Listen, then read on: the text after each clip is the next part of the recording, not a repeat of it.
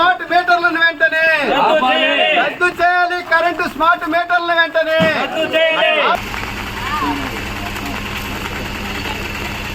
మా పట్టాల కోసం కరెంటు బిల్లులు తగ్గించాలని మా 14వ తారీఖు కలెక్టర్ ఆఫీసులో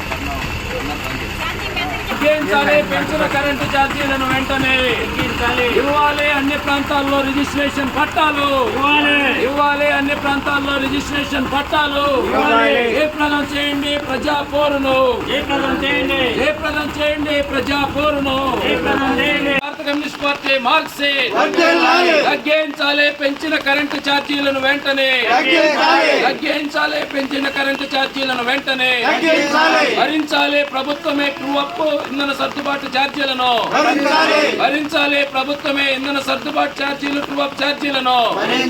ఈరోజు 4వ రోజులో భాగంగా 15వ డివిజను, 11వ డివిజను, 13, 14 డివిజన్లలో జరుగుతూ ఉంది.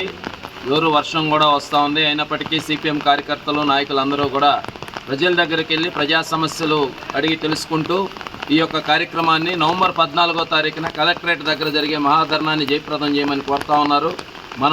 మేము ఈ ప్రజాపోరు సందర్భంగా మేము చేస్తున్న డిమాండ్స్లో రైల్వే ట్రాక్ దాటడానికి నెల్లూరు సిటీ మధ్యలో రైల్వే ట్రాక్ ఉంది. ఆత్మకూరు బస్టాండ్ దగ్గర కానీ, విజయమాల్ గేట్ దగ్గర, ముత్తుకూరు గేట్ సెంటర్లో ఉన్నటువంటి అండర్ బ్రిడ్జ్లన్నీ చిన్నపాటి వర్షానికే జలమయమైపోతూ ఉన్నాయి. అవతలకి రాకపోకలన్నిటికీ కూడా తీవ్ర ఇబ్బందులు జరుగుతూ ఉన్నాయి.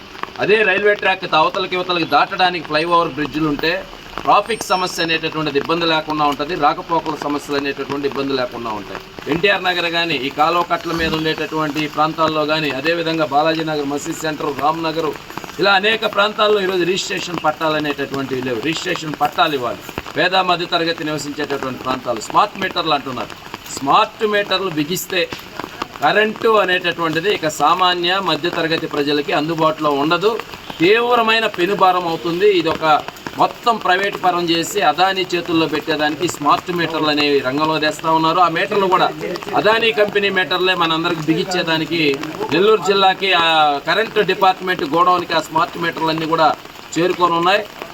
ఇవి సరైనటువంటి చర్య కాదు. గతంలో తెలుగుదేశం ప్రభుత్వం ప్రతిపక్షంలో ఉన్నప్పుడు స్మార్ట్ మీటర్లని తీవ్రంగా వ్యతిరేకించారు. కానీ ఇప్పుడు మరలా అదే స్మార్ట్ మీటర్లని అదానీ మీటర్లు తీసుకొచ్చి ఇంటింటికి బిగిస్తామనేటటువంటి మాట మాట్లాడుతూ ఉన్నారు. ఇది మంచి ప్రభుత్వాన్ని స్టిక్కర్ తగిలిచ్చారు. దాంతోపాటు అదానీ మీటర్ తీసుకొస్తా ఉన్నారు. ఇది ఎక్కడి న్యాయం అని చెప్పి సిపిఎం పార్టీగా మేము అడుగుతా ఉన్నాం. సిపిఎం పార్టీ ఆధ్వర్యంలో ఈ నెల 9వ తేదీ నుండి ప్రజా పోరు యాత్ర ప్రారంభమైంది. ఈ ప్రజా పోరు యాత్ర ఎందుకోసం అంటే జనాల్లో ఎదుర్కొంటున్న సమస్యల మీద ఈరోజు ఈ పాదయాత్రలు జరుగుతున్నవి. దాదాపు మన నెల్లూరు నగరంలోని 28 డివిజన్లలో ఈరోజు ఇదే విధంగా పాదయాత్రలు జరుగుతున్నవి.